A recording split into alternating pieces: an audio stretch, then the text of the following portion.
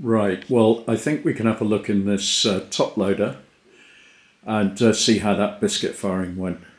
I'm just starting to load another one here, and these are mostly tiles, but there are some other stuff. And I did say in the last video that I wouldn't stack stuff up, and you're just going to see here that I did stack something up. Well, we're down to 63 degrees now, and if you look at the controller there, you can see the red light on the downward slope. Now, I can't control that downward slope, but that just shows me that it's cooling down. So when it got up to its top temperature, we didn't do a soak on this one because it's a biscuit firing, and it's just not necessary. So we went up to 1000 degrees Celsius, and then it switched itself off. And it immediately went to that red light on the right to show that it had finished, and the temperature was now going to fall, which it does quite quickly in this kiln. I mean, we're 4 cubic foot here, but I finished the firing at, let's just have a quick look.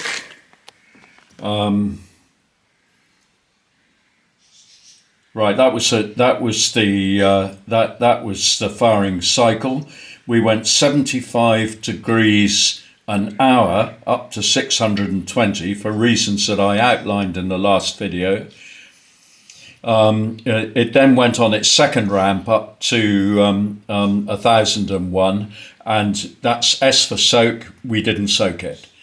So we started off at 5 o'clock in the morning, and it was at 22 degrees. That's because I'd done a drying program on it the previous day, because there's a couple of big articles in this kiln, and they're very highly decorated, and an awful lot of work's gone into them, and I don't want to take any risk at all on that biscuitware cracking in the firing. So there we started at 5 in the morning, and I finished at 3 in the afternoon. So it's a 10-hour firing, and no soak. If we were doing a glaze firing, it'd probably be about the same, because we'd have an hour's soak at the end of it. I'll discuss that when we come to load up and fire the glaze. That'll probably be this one anyway. So that was the firing cycle, and I've got a stay on this, so I can sort of one-handedly open the lid of this kiln and then pretend I haven't already looked at it. And this is the top shelf. And as you can see, I did stack those soap dishes, and there's a couple of little larger dishes there and a few mugs, and I stacked that. I stacked those too high. I don't as a rule, but I don't think it's caused any damage. So what we're just going to do is have a look at that biscuitware, and I'll point out a couple of things that I think it's worth bearing in mind. And look, I've just stuck one terracotta tile in there because I need it to finish a tile panel next door. Let's have a quick look at it. I'll show you.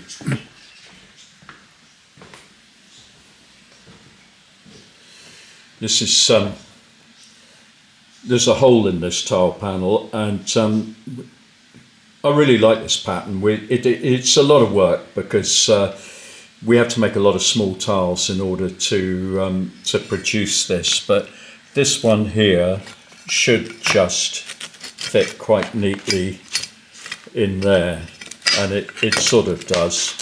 It would if I was using 2 hands, I think.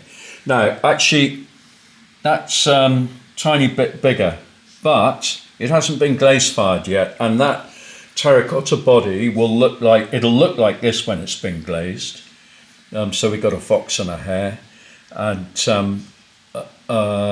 it'll shrink a bit more when it's glazed, so I hope it'll fit then. And that's something we have to watch out for. and yeah, we've got badly cracked one there. And yeah, this is why I'm careful in the firings, because this tile was painted by hand. It is a relief tile, but it was painted by hand, and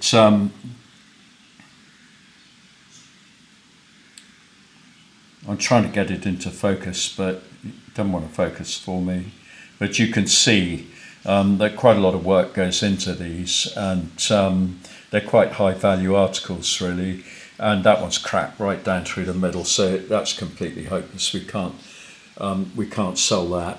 And so you know, I just don't really want to take unnecessary risks in a biscuit firing, because a lot of our work is very highly decorated. So these soap dishes have been painted by Charlotte, and these much more simple wax resist mugs have been done by me, because that's what I do, and Charlotte does all the hand painted stuff.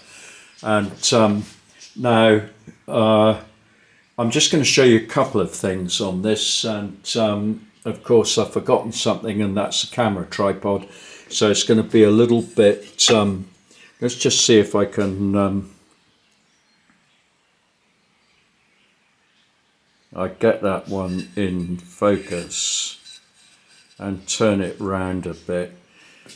I know from experience that I don't rub off any splatters on the wax resist work until they've been biscuit fired, because it all comes off quite easily then. So let's just have a look at that, and there, it's gone. And I'll just brush these off to make sure that there's nothing loose on there, because that's going to cause a problem in the glaze firing. You see that come off there? I'm doing this one-handed. I'm sorry about that. Let's see if that... There, gone. So I'm going to brush all of these off fairly carefully. And what I really should have done, but I'm a bit messy, is I just should have run a sponge around the bottom of these, really. Don't want to play. Oh, well, never mind.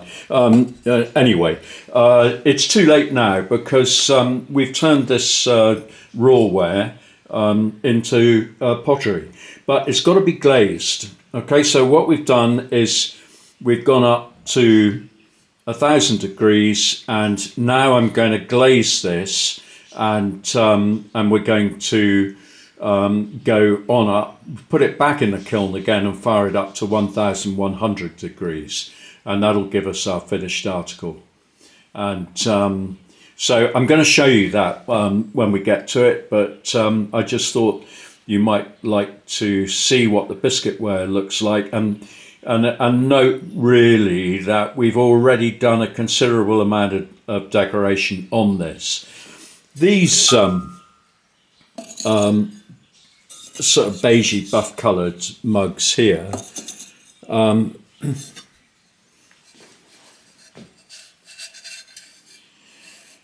are a bit of an experiment, because I've got some glaze tests over here, and this is what I'm doing with it.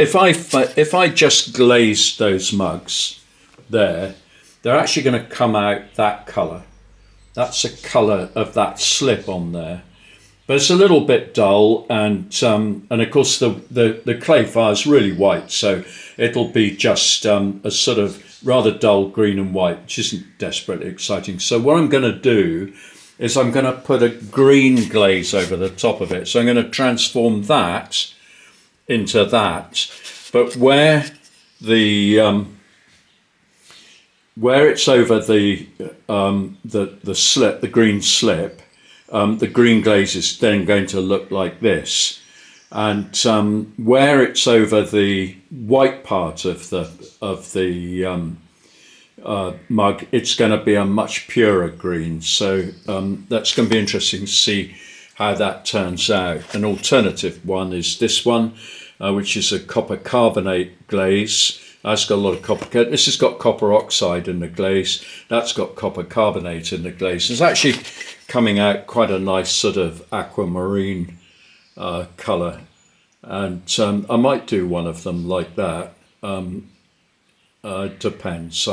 We'll see. I've got to actually mix these glazes up into bigger quantities because at the moment they're sitting in some plastic tubs down here because they were primarily intended for glazing tiles, and the tiles that we're glazing with those are these. So that's the green that I'm talking about. There's a bigger one, and that's the blue.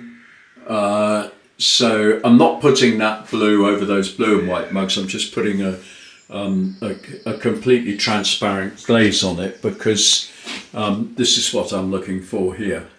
And that's the colour I'm looking for, and that's how those blue and white mugs I just showed you. That's how they should come out. And there's a big one. So half pint size, bit more I think actually. It's quite a large mug, that one, but I don't think it would be a pint. Anyway, that's the colour I'm looking for there, and this is the green glaze that's going to go over the sort of lighter green slip. So we'll see what they come out like when they're done. Okay, so you see when we're glazing, I hope. And just if this is of any use to you, click the like and subscribe buttons underneath. It doesn't cost anything. It's completely free, but it will put you in touch with the other videos, which are intended really to be instructional, just to give you a few hints. And also, I mean, if you're already well into pottery, quite interesting to see how other people do things. I always take a peek at what's going on in other people's potteries on YouTube, and it's quite fascinating to see how people do things. But anyway, I leave that to you. Okay, see you next time, I hope.